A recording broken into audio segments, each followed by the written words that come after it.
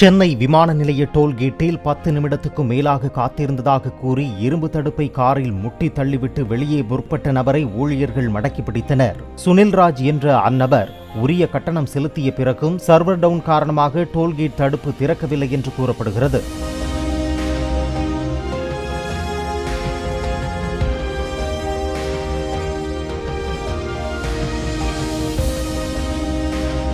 இதனால் தடுப்பை தள்ளிவிட்டு வெளியேறிய அவரை மடக்கிய ஊழியர்கள் சேதமான தடுப்புக்கு 7,500 ரூபாய் செலுத்துமாறு கூறியதால் இரு தரப்புக்கும் வாக்குவாதம் ஏற்பட்டது. போலீசார் தலையிட்டு சுனில்ராஜுக்கு 3,000 ரூபாய் அபராதம் விதித்தனர். அதை செலுத்திய பின் அவர் அனுப்பி வைக்கப்பட்டார்.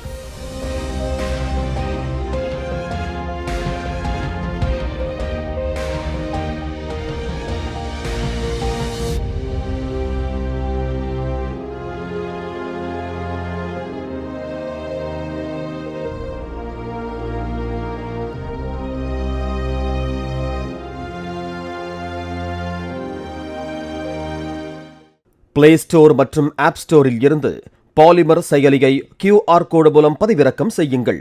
செய்திகளை உடனுக்குடன் பெறுங்கள்.